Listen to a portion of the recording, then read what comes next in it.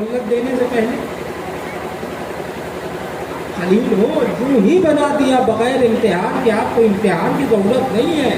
درجہ خلیت پر فائز ہونے کے لیے نبی تھے، رسول تھے، کیونکہ اللہ نے کوئی امتحان دیا تھا کہ پہلے امتحان دیجیے پھر آپ نبوت کے درجے پر پہنچیں گے پھر آپ رسالت کے درجے کے اوپر پہنچیں گے. نہیں، ہم نے آپ کو رسول بنایا، ہم نے نبی بنایا، لیکن جب مسئلہ امامت کا آیا تو پہلے امتحان دیا. اس کے معنی یہ جو عہدہ امامت ہے یہ اتنا گرہ قدر ہے کہ بغیر امتحان کے جناب ابراہیم بھی امام نہیں بن سکتے. صلوات پر محمد و آل محمد.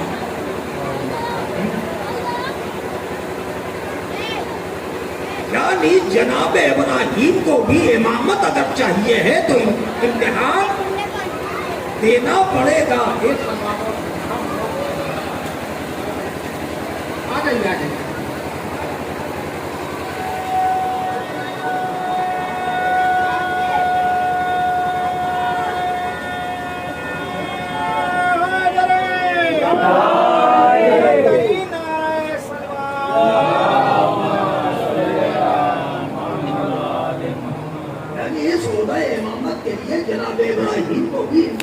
دینا پڑا اور جب وہ اس میں کامیاب ہو گئے تب مشیت نے کہا لنو سے امام، ہم نے آپ کو لوگوں کا امام بنایا ہے.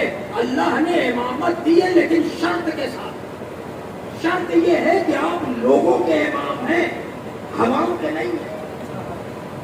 آپ لوگوں کے امام ہیں، فضا اور خلا کے نہیں ہیں، پانی کے نہیں ہیں، جنات کے نہیں ہیں، حشر کے نہیں ہیں، جماعات و نباتات کے نہیں ہیں، صرف لوگوں کے امام. یہ عہدہ امامت اتنا لاجواب، اتنا قیمتی، اتنا اچھا تھا کہ جناب ابراہیم نے فوراً گزارش کری بغیر کسی تکلف کے. من ذریتی، پروردگارا کیا یہ میری ذریت میں باقی رہے گی؟ تو مشیت نے بھی بغیر تکلف کے جواب دیا. قال لا ینال عہد الظالمین. ابراہیم یاد رکھنا جو ہوتا ہے امامت ظالمین تک نہیں پہنچے گا. لیکن جب نبی بنے تب جناب ابراہیم نے نہیں کہا کہ میری ذریت میں نبوت رہے گی، رسالت رہے گی، لیکن امامت کا عہدہ ملتے ہی ذریت یاد آ گئی. اس کے معنی ہر ذمہ دار باپ کی علامت ہے کہ اچھی چیز کو اولادوں کے لیے طلب کرے. لیکن مشیت نے پہلے مرحلے میں بتا دیا ہے امامت ظالمین تک نہیں پہنچے گی. یہ ہے قرآن، نہ ہے روایت، نہ ہے تاریخ، نہ ہے حدیث. حدیث ہو تو آدمی صحیح کہہ کے جھٹلا دے، روایت ہو تو کہتے صاحب یہ معتبر نہیں ہے، تاریخ ہو تو جھوٹ کا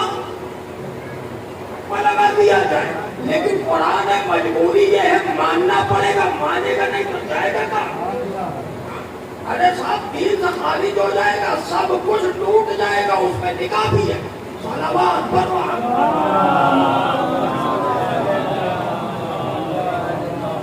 لہذا قرآن میں ایمان رکھنا ہر ایک کی ذمہ داری بھی ہے اور مجبوری بھی ہے.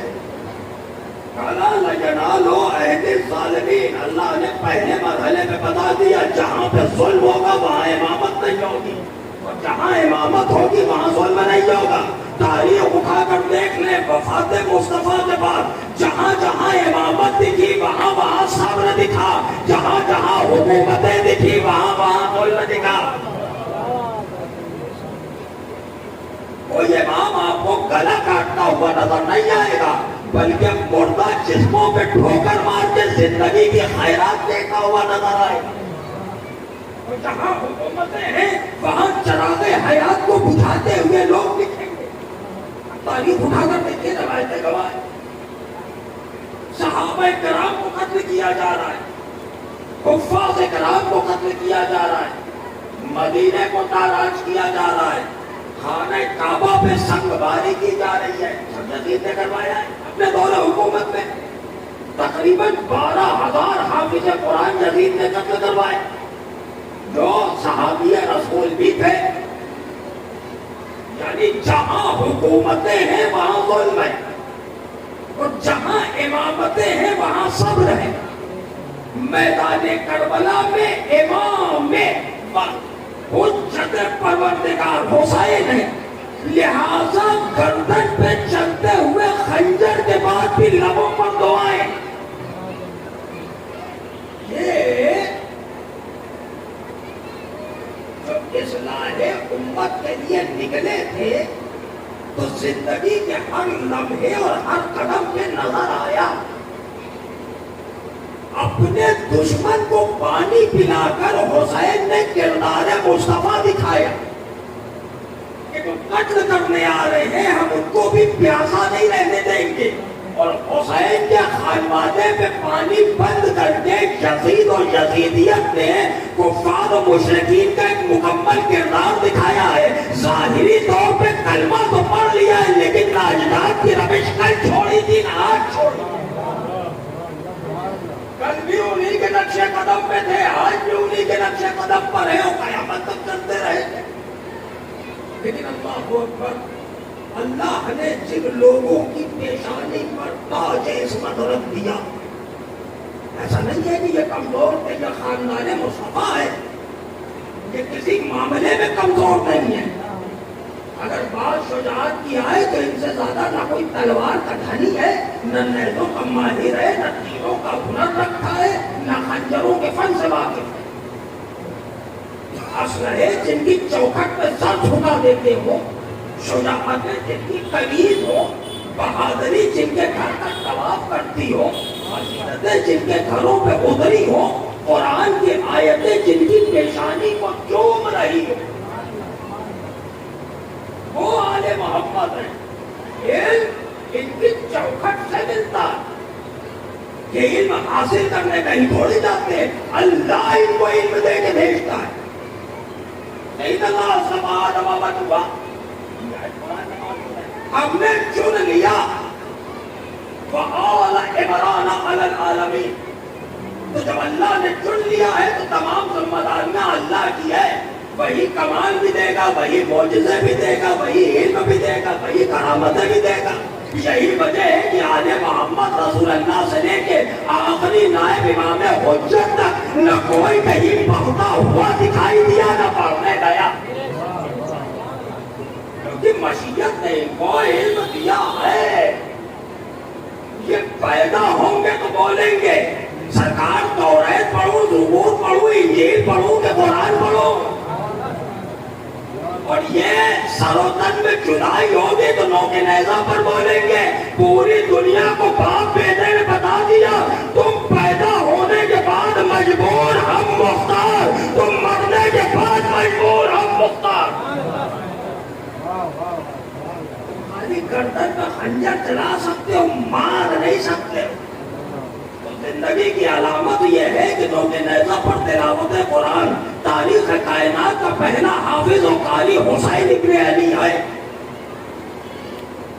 جس نے سر و تن میں جدائی ہونے کے بعد تلاوت کر کے پوری دنیا کو بتایا کہ پوری کائنات مرتی ہے، اولاد رسول کو موت نہیں آتی.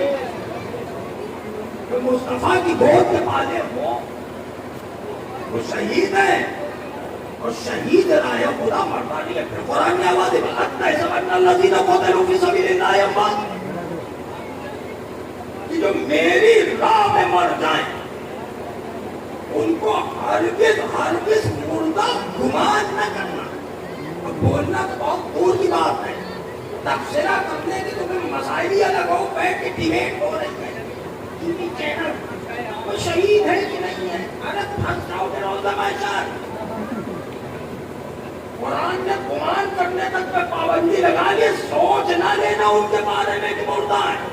پھر زندہ ہے اور اپنے مالک کی بارگاہ سے رزق پا رہے ہیں تو مولا زندہ کی جو علامت ہوتی ہے وہ تو نظر آنی چاہیے. کہ ابھی میں آواز دوں گا اینا اینا شہیدوں تو ہے، اور لاش کے ٹکڑے ہوا میں بلند ہو کے کہیں گے لبیک لبیک یا اپنا رسول اللہ. اس کے معنی کیا ہے؟ اس کے معنی یہ ہے کہ ہم زندہ تھے، ہم زندہ ہیں اور ہم زندہ رہیں گے. یہ ہے شہادت. ہر مرنے والا شہید تھوڑی ہوتا ہے کہ جو میدان جنگ میں چلا گیا وہ شہید ہو جائے گا. فوج جدید بھی تو مری ہے تو کیا اس کو شہید کہا جائے گا؟ نہیں کہہ سکتا کوئی شہید.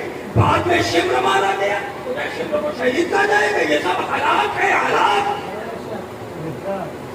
دو لفظ ہوتے، ایک ہے شہادت، ایک ہے ہلاکت. کربلا نے اس مسئلے کو واضح کر دیا.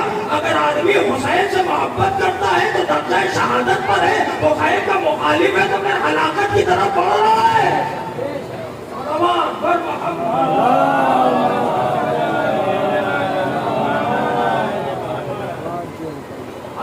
ہر انسان کی شرعی اور عقلی ذمہ داری ہے کہ وہ اپنی آخرت کی فکر کرے. اب پوری دنیا ہے نا، ہم ہو یا آپ ہو، کوئی بھی ہو، اکثریت تو آپ دیکھیے ایک روزہ نہیں چھوڑ رہی ہے. ڈاکٹر صاحب پہلے دوا کھانا ضروری ہے، اگر ڈاکٹر صاحب روزہ کھول کے کھا لیں گے، ارے ڈاکٹر صاحب سحری میں کھا لیں گے، افطار میں کھا لیں گے، تو ڈاکٹر صاحب نے بھی کہا دن والے افطار کے بعد والی گولی کھائیں گے. صلوات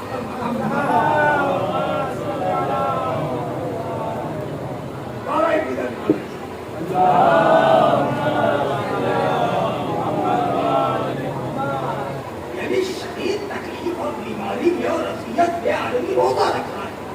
تو ہم نے کہا بھائی صاحب آپ روزہ کیوں رکھ رہے ہیں؟ اس سے آپ کو کیا فائدہ ملے؟ دنیا کے جو فائدے ہیں جسمانی اعتبار سے وہ الگ، لیکن بھوک تو لگتی ہے نا. تو یہ بھوکے رہنے سے کیا فائدہ ملے گا آپ کو؟ کہ صاحب اللہ کا حکم ہے، روزہ ہم پر واجب یا فرض کیا گیا، لہٰذا ہم رکھتے ہیں. اچھا ٹھیک ہے، اللہ میں یہ والی اطاعت کریں گے تو فائدہ کیا ملے گا؟ کہ اللہ تعالیٰ روز محشر انعام میں جنت دیں گے. 5 وقت کی نمازیں، سنت، نفل، تہجد سب آدمی پڑھ رہا ہے. کیوں پڑھ رہا ہے؟ کیونکہ نبی کریم نے حکم دیا. اللہ کی اطاعت ہے اور بندگی کہ ایک بندہ اپنے پروردگار کا سجدہ کرے.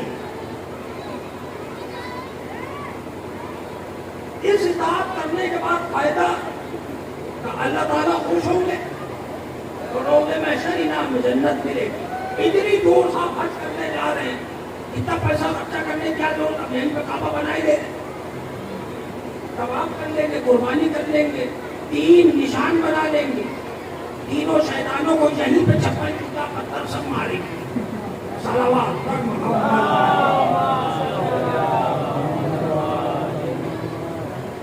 کیا حج ہو جائے گا ہمارا؟ ارے صاحب نہیں ہو سکتا ہے. حج کرنا ہے تو وہیں جانا ہے. اب اتنا پیسہ خرچہ کر کے مصیبتیں اٹھا کے گئے صاحب حج کرنے کے لیے. ہم نے کہا کیوں آ گئے آپ؟ حج کرنے کا حکم پروردگار ہے. تو اس حکم پروردگار کو بجا لانے کے بعد فائدہ کیا ہے؟ کہ آخرت میں جنت. سوال ہے میرا ایک، شمر قاتل امام حسین نماز پڑھتا تھا کہ نہیں؟ سب کہیں گے صاحب پڑھتا تھا، بڑا پکا نمازی کا صاحب. آپ لوگ تو خالی فجر کی 2 رکعت پڑھتے ہیں، شمر 4 بھی پڑھ لیتا تھا. صلوات پر محمد.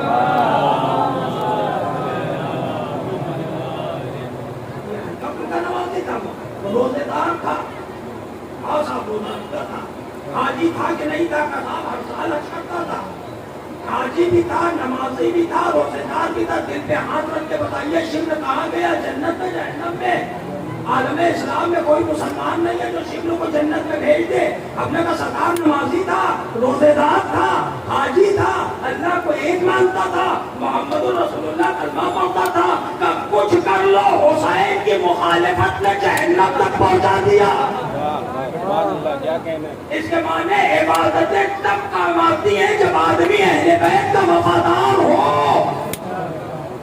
اہل بیت کی وفاداری ہے تو نماز جنت تک پہنچائے گی، روزہ مدد کرے گا، حج قبول ہوگا. لیکن اگر کوئی خاندان رسالت کا وفادار نہ ہو تو میرے حضور کی محمد سے وفا دور ہے تو ہم دے رہے ہیں. یہ جہاں چیز ہے کیا لوگ قلم دے رہے ہیں، سب کچھ تمہارا ہے. شرط یہ ہے کہ آپ مصطفیٰ کے وفادار ہو. اور کوئی رسول اللہ کا ہی وفادار نہیں ہے تو اللہ تعالیٰ کا وفادار کیسے ہو جائے گا؟ عقلمند آدمی کہتا ہے میاں آپ ہمارے باپ سے تو ہے نہیں، میرا کیسے ہو جائے گا؟ اب وہ احمق ہے جو ابا کے دشمن کی گود میں سر رکھتے چچا آپ بہت اچھے آدمی ہیں، مسجد چچا ڈبو دیں گے. اگر بندے کا تقاضا یہ ہے تو جو دانشور ہے آپ کا مخالف لہذا میرا ہمدرد ہو ہی نہیں سکتا ہے. یہ باپ کو اذیت پہنچانے کے لیے ہم سے جڑا ہوا ہے. تو مصطفیٰ کا مخالف پروردگار کا مطیع ہوگا؟ ہو ہی نہیں سب. وہ دشمن خدا ہے جو دشمن رسول ہے. وہ مخالف پروردگار ہے جو مخالفت کر رہا ہے رسول خدا کی. اللہ کے نبی کو ناراض کرنے والا خوشنودی خدا کی بات کرتا ہے. کمال ہو گیا صاحب. جبکہ اللہ کہہ رہے جس نے اس کو ناراض کیا اس نے مجھے کیا، جس نے مجھے کیا اس نے خدا کو کیا. اچھا رسول اللہ کو چلیے ہم خوش کر لیتے ہیں، لیکن رسول اللہ نے اس کا فارمولہ بتایا. اپنی بیٹی زہرا سلام اللہ علیہا کے لیے کہا کہ پروردگارا اس کو دوست رکھنا جو ان کو دوست رکھے. یعنی جس نے فاطمہ کو عصیت دی اس نے مجھے دی، جس نے مجھے دی اس نے خدا کو دی، جس نے حسین سے محبت کری اس نے مجھ سے کری، جس نے مجھ سے کری تو خدا کی کری. گھوم پھر کے معاملہ پھر اہل بیت تک آ گیا. اہل بیت سے محبت ہے تو محمد سے محبت ہے، محمد سے محبت ہے تو خدا سے. اہل بیت سے مخالفت ہے تو رسول خدا سے مخالفت ہے، اور رسول کی مخالفت ہے تو پھر خدا کی مخالفت ہے. اس کے معنی در حقیقت میں مومن وہی ہے جو اہل بیت سے محبت کرتا ہے. ایماندار وہی ہے جو اہل بیت کے ساتھ ایماندار وہی. معیار ہے، کسوٹی ہے آل رسول. اب یہ کسوٹی اپنی طرف سے نہیں دی گئی ہے، رسول خدا نے دی. جیسے حدیث شریف ہے، میں حدیث شریف کی تلاوت کروں. قال رسول اللہ صلی اللہ علیہ وآلہ وسلم ان الحسین مصباح الہدی وسفینۃ النجات. یہ جو میرا حسین ہے حضور ارشاد فرما رہے ہیں، وہ رسول جس کی زبان پہ وحی کا پہرا لگا ہوا ہے. یہ کچھ بولتا ہی نہیں ہے جب تک کہ وحی کا نزول نہ ہو جائے. یعنی رسول اللہ بولتے نہیں، اللہ بلواتا ہے کہ اب یہ کہیے، اب یہ کہیے، اب یہ کہیے. جب جبریل آتے ہیں تب مصطفیٰ بولتے ہیں. سرکار نے کہا ان الحسین، یہ میرا حسین ہدایت یک کا چراغ ہے اور نجات کا سفینہ ہے. نجات کا سفینہ کیا چیز ہوتی ہے؟ جناب نوح کا نام سنا؟ ان کی ایک کشتی تھی جس کو کہتے ہیں سفینۃ النجات. جب پوری کائنات میں پانی پانی تھا وہ سب ڈوب گئے، تب جناب نوح کی کشتی پہ جو آیا وہ نجات پایا. سرکار ختم مرتبہ نے حسین کو سفینۃ النجات بتایا کہ جو کشتی نجات پر آ گیا وہ نجات پا گیا. لیکن شرط ہے میرا سرکار، ان حسین مصباح الہدی وسفینۃ النجات. حسین پہلے ہدایت کا چراغ ہے پھر نجات کا سفینہ ہے. اب کوئی صاحب یہ چاہے کہ مکتب حسین میں نہ پڑے اور دوڑتا ہوا آئے اور لمبی چھلانگ مار کے کشتی نجات پہ چڑھ جائے اور نجات پا جائے تو یہ ناممکن ہے. نجات کا سفینہ بعد میں ہے، ہدایت کا چراغ پہلے ہے. جیسے دیکھیے اب حدیث رسول کو ثابت کرنے کے لیے پھر میں قرآن کی آیت پڑھوں. اللہ تعالیٰ ارشاد فرما رہے بسم اللہ الرحمن الرحیم اولئک علی ھدی من ربہم اولئک ھم المفلحون. یہی وہ لوگ ہیں جنہوں نے ہدایت پائی ہے اور یہی وہ لوگ ہیں جو نجات پانے والے ہیں. دیکھیں اللہ نے بھی نجات سے پہلے ہدایت رکھ دی ہے. اس کے معنی نجات وہی پائے گا جو ہدایت پائے گا. یہی تو مصطفیٰ بتا رہے ہیں ان الحسین مصباح الہدی وسفینۃ النجات. جو حسین سے ہدایت پا گیا وہ حسین سے نجات لے گیا. اور جس کو ہدایت ہی نہ ملی ہو وہ نجات کہاں سے پائے گا؟ وہ تو صاحب امام حسین کے ساتھ بیٹھے ہوئے تھے تو سیدنا حسین کے پہلو میں بٹھائیے نہیں، بغل میں لٹا دیجیے تو بغل میں لیٹ جانے سے نجات مل جائے گی. نجات تب ملے گی جب ہدایت ملے گی. اللہ اکبر. دیکھیں بات آ گئی, میں آپ سے کروں کون جلدی جلدی ہو ختم دو. کسی شخص نے آیت اللہ بہجت معروف رحمۃ اللہ علیہ نے سماج کیا کہ سرکار کے آدمی اپنے وقت کے امام کو دیکھ سکتا ہے. بڑا سوال, بہترین سوال. کیا کوئی شخص اپنے وقت کے امام کو دیکھ سکتا ہے؟ اب کیا جواب دیا جائے؟ ہاں صاحب دیکھ سکتا ہے. نہیں دیکھ سکتا ہے. مومن ہو تو شاید دیکھ لے, گنہگار ہو تو نہ دیکھ پائے. ایک عارف زمانہ نے مسکرا کے جواب دیا, اپنے وقت کے امام کو تو شمر بھی دیکھ رہا.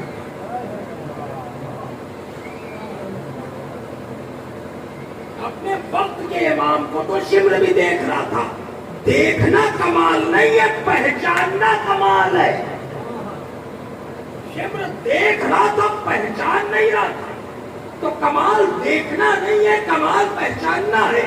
رسول خدا کو عرب و عجم دیکھ رہا تھا, پہچانے کتنے لوگ؟ مولا کائنات کو عرب و عجم نے دیکھا, پہچانا کتنوں نے؟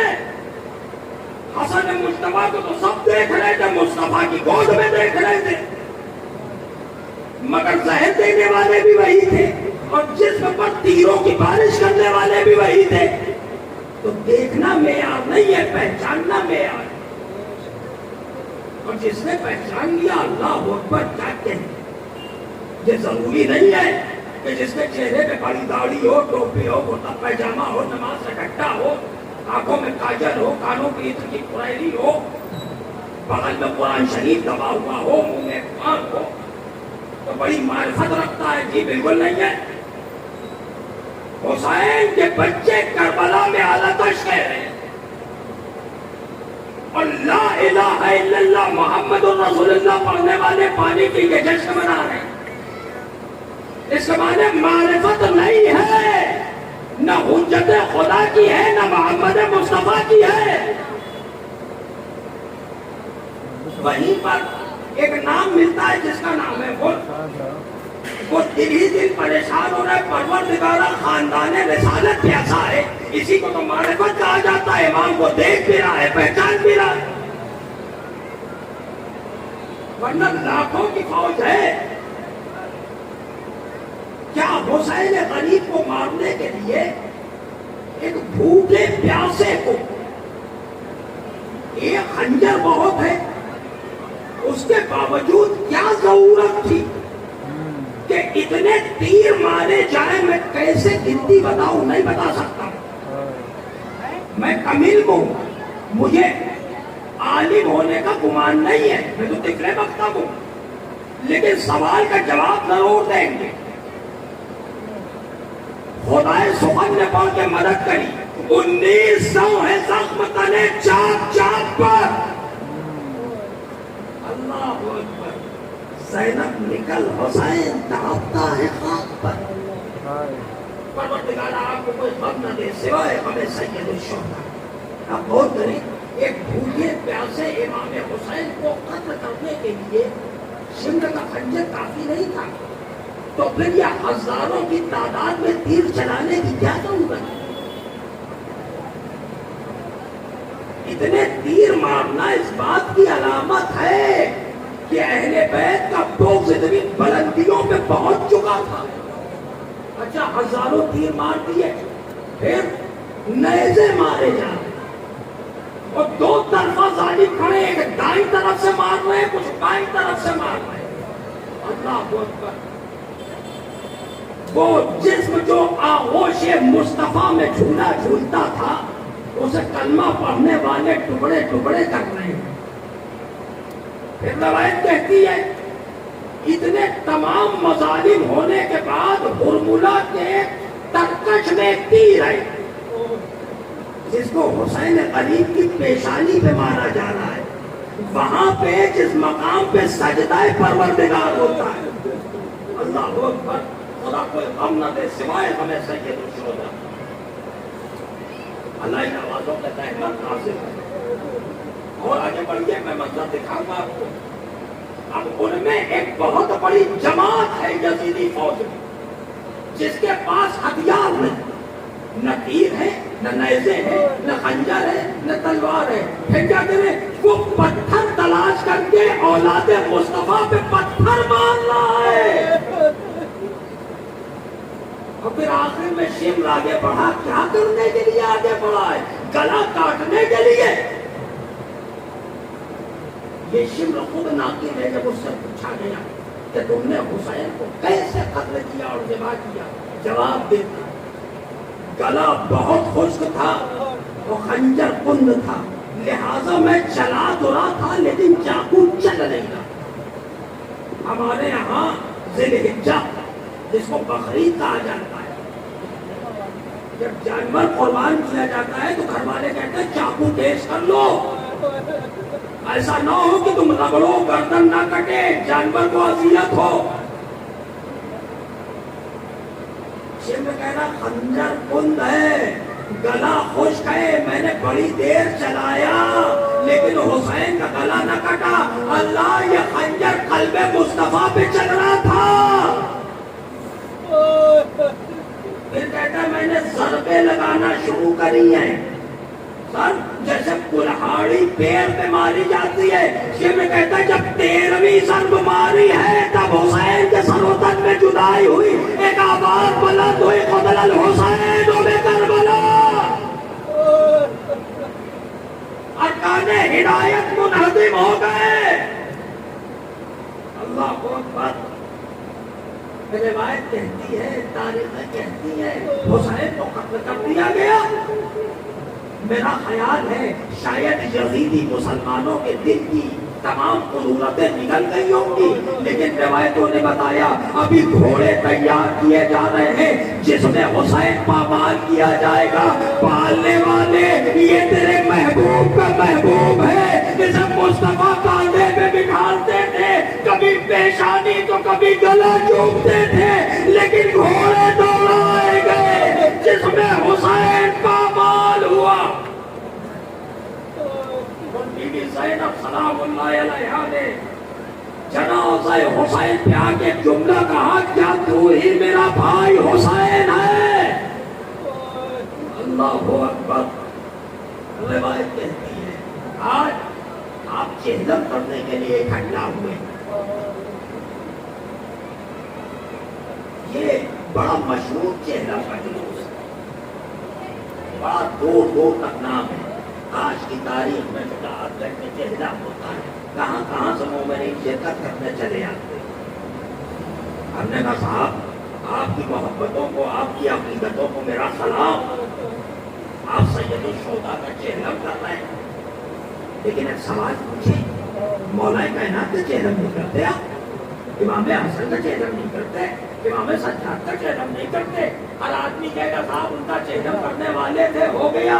لیکن غربت حسین یہ کہ جو بارش ہے, ہاتھوں میں ہتھکڑیاں, پیروں میں بیڑیاں, گلے میں خاردار تو, جنازہ میں گوروں کا فن پڑا ہے, کون ہے جو اٹھائے, کشتا ہے نجس دفنا دیے گئے.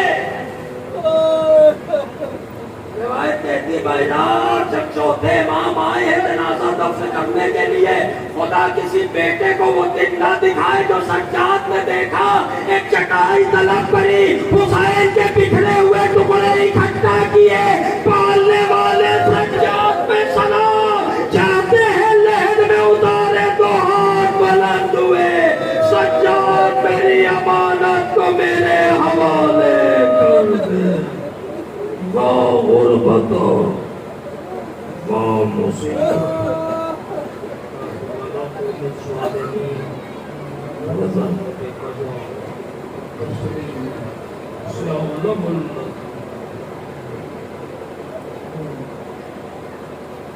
اللہ خلق الحسین و اولادہ ماتم حسین.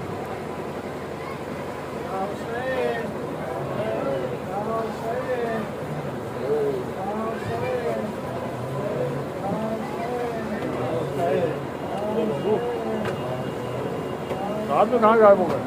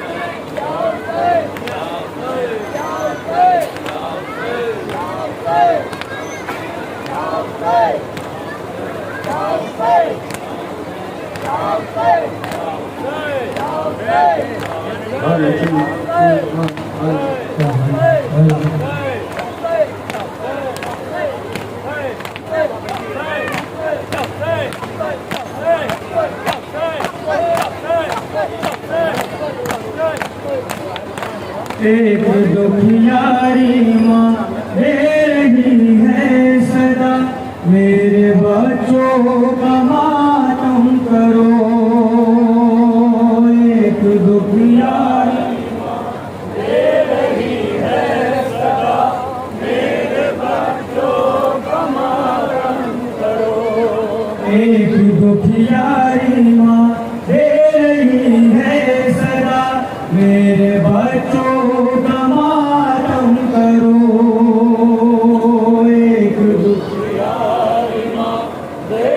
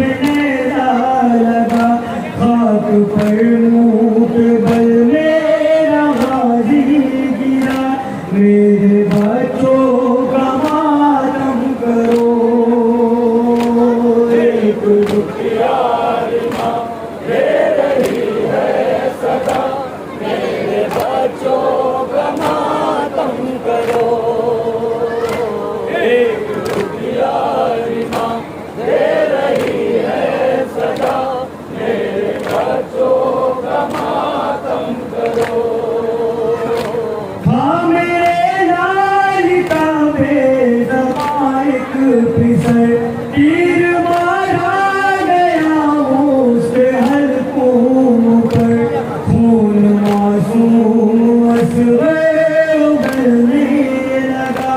मेरे बच्चों का मातम करो।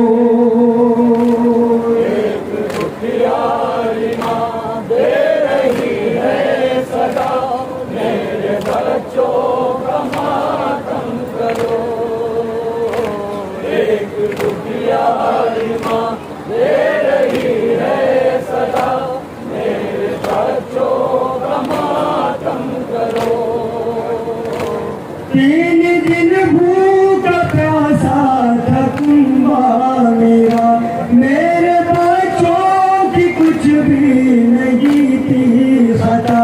काट डाला गया सबका सूखा गया, मेरे बच्चों का मातम करो।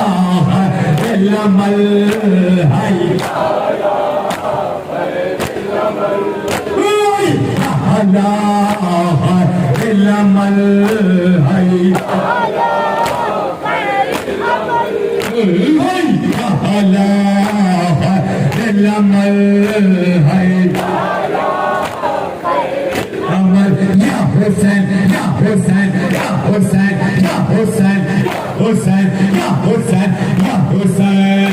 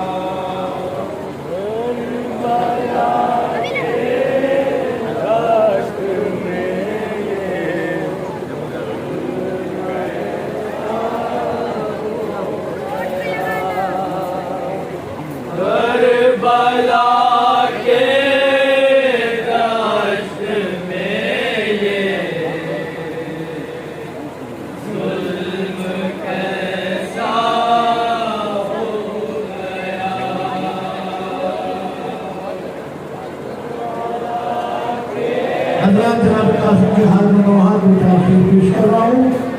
گزارش ہے کہ سن کے پروپر طرح کر سکتے ہیں حضرات.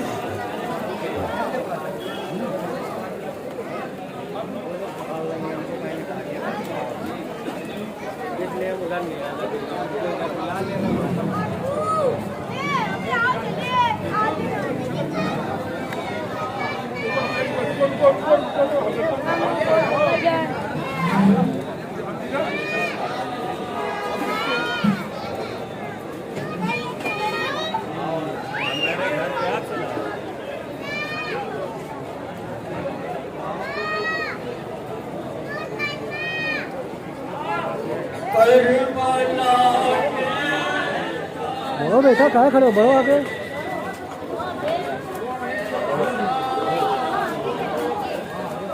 آگے سب سے چلنے سب سے آگے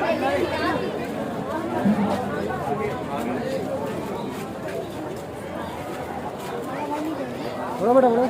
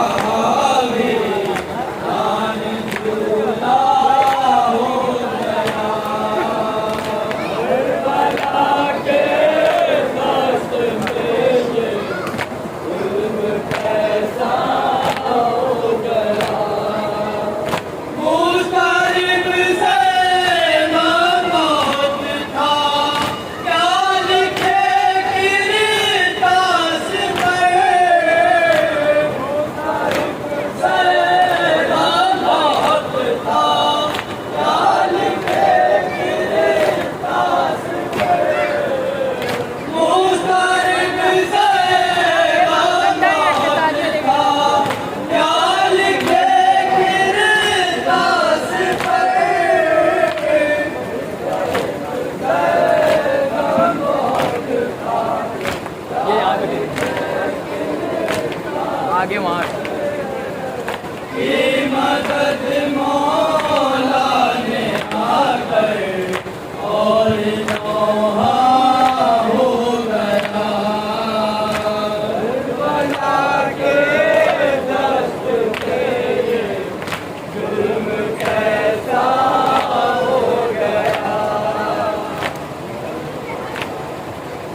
Hussein, Ya Hussein, Ya Hussein, Ya Hussein, Ya Hussein, Ya Hussein, Ya Hussein,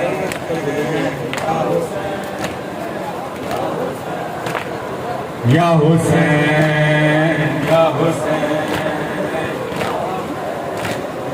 Ya Hussein, Ya Hussein,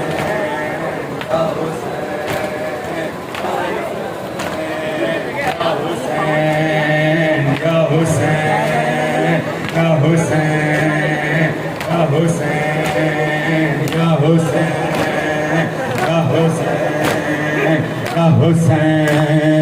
Ya Hussein, Ya Hussein, Ya Hussein, Ya Hussein, وہ عابد بیمار تھا، وہ عابد بیمار تھا، وہ عابد بیمار تھا، چلنے سے جو لاچار تھا، چلنے سے جو لاچار تھا، اور شام کا بازار تھا، اور شام کا بازار تھا، وہ مرتضیٰ کے بیٹیاں ہے شام مولا مولا مولا عابد ہے شام،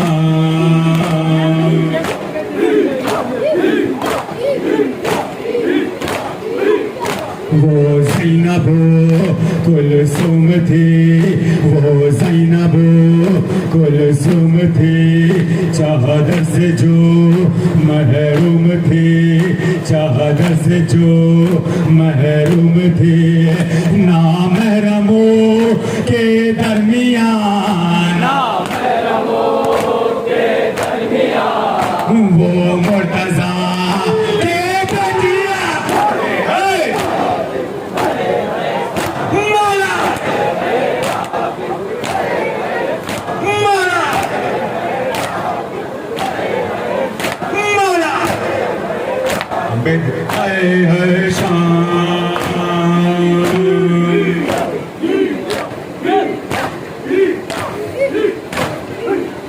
وہ باوفا عباس تھا، وہ باوفا عباس تھا، پھوپھیوں کی جو ایک آس تھا، پھوپھیوں کی جو ایک آس تھا، پانی ملا جو نہ پیا، پانی ملا جو نہ پیا، शोभ का एहसास था माला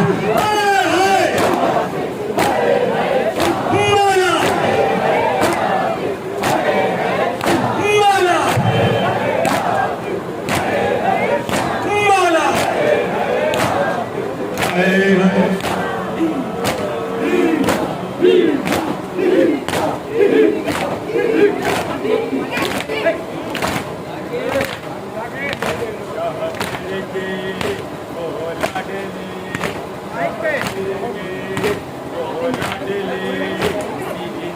जो शाह के पले सीने पे जो शाह के पले जैसे कि अबा वन में जले जैसे कि अबा वन में जले मुँह पतमा जो दिशा माला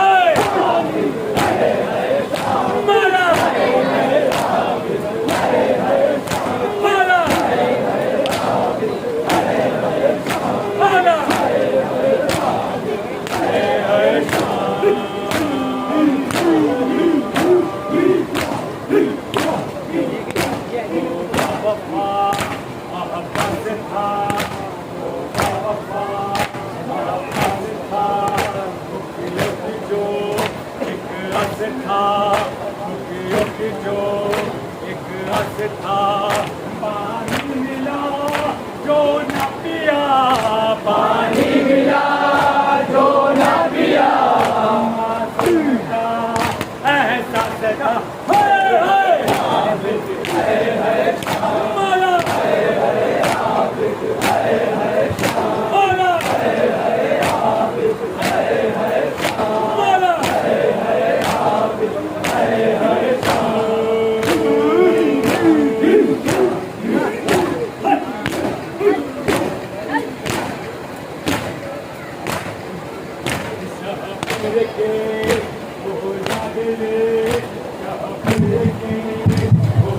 लाडले सीने पे जो शाह के पले सीने पे जो शाह के पले से की अबा वन में जले जैसे की अबा वन में जले मुँह पतमा जो निशा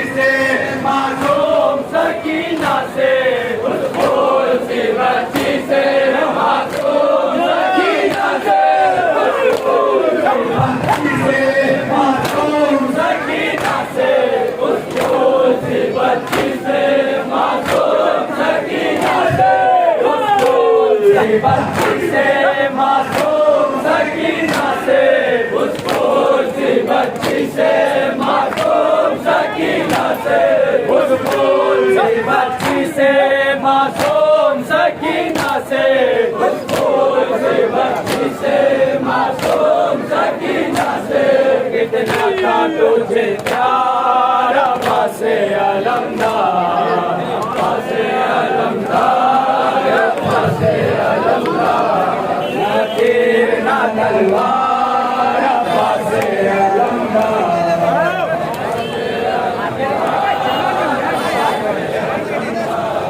ना तीर ना तलवार पासे अलमदार पासे अलमदार पासे अलमदार ना तीर ना तलवार पासे अलमदार पासे अलमदार पासे अलमदार ना तीर ना तलवार पासे अलमदार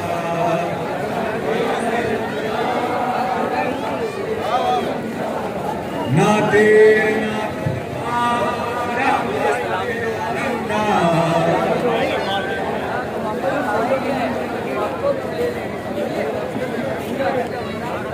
तलवार पासे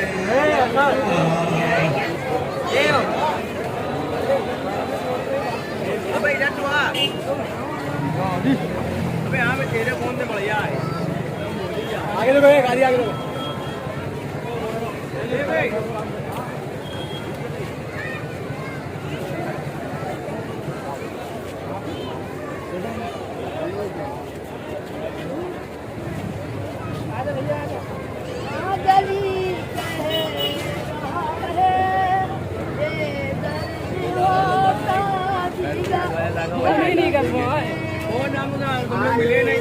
तलवार रो रहा है चमक रहा है कमातनी से अली का तलवार रो रहा है चमक रहा है कमातनी से आज अली कह रहा है दर्द होता जीगा कहीं से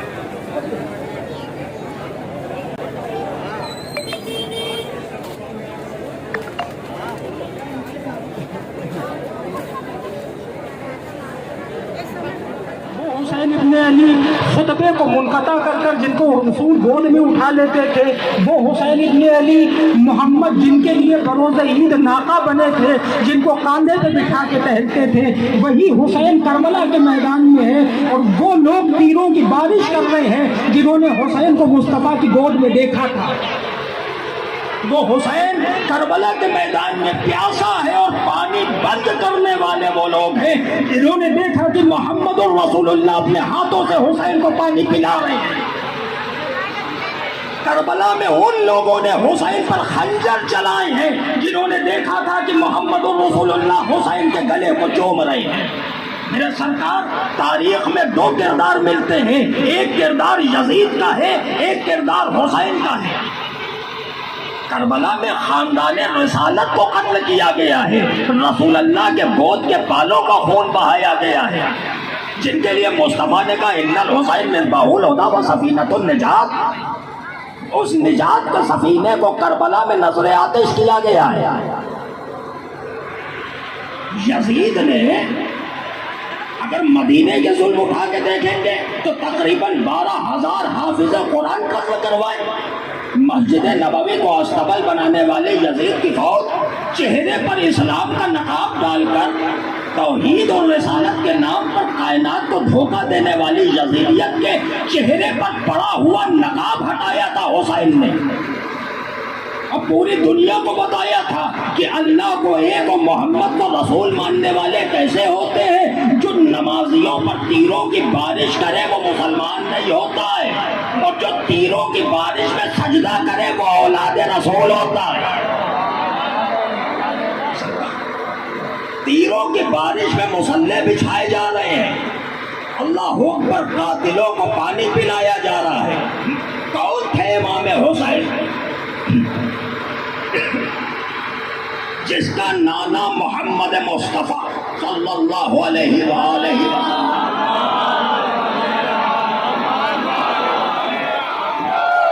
हुसैन की नानी खदीजतुल कुबरा उम्मुल मोमिनीन, हुसैन की माँ फातिमतुज़ ज़हरा सलामुल्लाहि अलैहा, हुसैन का बाप अली इब्न अबी तालिब खलीफतुल मुस्लिमीन, दामाद रसूल, जानशीन मोहम्मद मुस्तफ़ा, हुज्जत परवरदिगार, मर्ज़िए खुदा का मालिक, शेर खुदा, और खुद हुसैन इब्न अली व अना मिनल हुसैन के मिज़दाक़, जो करबला में मोहम्मद मुस्तफ़ा की ज़बान और इनकार लेकर खड़ा हुआ। फौज यजीद को पानी पिलाना और पूरी दुनिया को मैसेज देना कि हम खानदान रिसालत हैं, हम कातिल की भी जान बचाते हैं। हुसैन ने करबला में जिहाद के मानी बताए हैं, दुश्मन की जिंदगी बचाकर, कि जिहाद इस्लाम जान बचाने का हुक्म देता है, गला काटने का हुक्म नहीं देता है। कौन थे हुसैन? और उसके सामने एक यजीद है, एक नाचने गाने वाली का बेटा, एक शराबी, एक जुआनी, एक अय्याश, जिसने मजहब इस्लाम को पामाल करने के लिए कमर बांध ली है। यजीद क्या चाहता था कि मस्जिदें मिट जाएं। वही यजीद था जिसने खाने काबा पर अटैक किया था। वो खाने काबा को तोड़ने के लिए अपनी फौजें भेज दी थी। मिंजनीब पे पत्थरों को तेल में डुबो के, कपड़ा लपेट के, आग लगा के खाने काबा पे चलवाने वाला यजीद, जिससे खाने काबा का ग़िलाफ़ जल गया। इस्लामी तारीख बयान कर रही है। तो काबे को ढाने की कोशिश करने वाला यजीद कुरान मजीद कह रहा है, अलम तरा कैफ़ फ़अल रब्बुका बिअस्हाबिल फ़ील। सूरा मौजूद है ना, अब्रहा वाला वाक़या जो काबा ढाने के लिए आया था। तारीख़ कायनात का दूसरा अब्रहा यजीद है जो दोबारा काबा ढाने की कोशिश कर रहा है। तो यजीद काबा ढाना चाहता था, हुसैन काबा बचाने के लिए आए थे। नमाजों पे तीरों की बारिश हो रही है, इसका मतलब यजीद नमाज खत्म करना चाहता है। हुसैन ने ज़ेरे खंजर सजदा करके बताया तो नमाज मिटाना चाहता है, मैं बचा के दिखाऊंगा। यजीद रिसालत के नाम को मिटाना चाहता है। अशहदु अन्ना मुहम्मदर रसूलुल्लाह, بھائی چوتھے امام نے، امام حسین کے بیٹے نے جب ہتھکڑیوں بیڑیوں میں جکڑے ہوئے تھے تو بھرے دربار میں یزید کی آنکھوں میں آنکھیں ڈال کے کہا تھا، جب مؤذن نے کہا اشہد ان محمد رسول اللہ، تو یہی تو کہا تھا نا، ہاں بھائی یزید بتا یہ تیرے جد ہے کہ میرے؟ اولاد رسول کون ہے؟ اور فتح شبیر کی یہی سب سے بڑی علامت ہے کہ جو یزید چاہتا تھا وہ نہیں ہوا، جو حسین چاہتے تھے وہ ہوا۔ کربلا نام ہے فتح شبیر کا، کربلا نام ہے مظلومیت کا۔ یزید چاہتا تھا مسجدیں، آج سوال پوچھتے ہیں بہت سے لوگ نوجوان ہوتے ہیں کہ صاحب واقعہ کربلا سے فائدہ کیا ملا؟ میں بتاؤں کیا فائدہ ملا واقعہ کربلا سے؟ یزید چاہتا تھا توحید مٹ جائے، نہ اللہ اکبر ہو، نہ اشہد ان محمد رسول اللہ ہو۔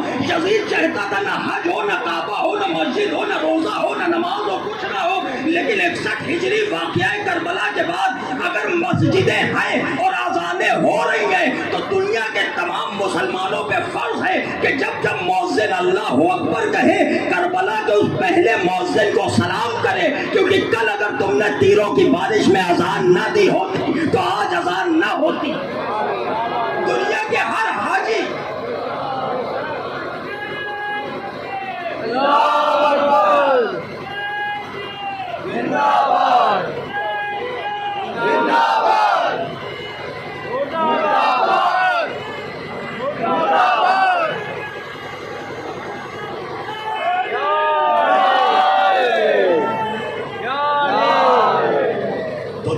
ہر حاجی کی ذمہ داری ہے جب جب کعبہ شریف میں جائے اور خانہ کعبہ کا طواف کرے، کربلا کے اس عظیم حاجی کو سلام کرے کہ کل اگر تم نے حج کو عمرے میں نہ بدلا ہوتا تو نہ آج کعبہ ہوتا، نہ ہم حاجی ہوتے۔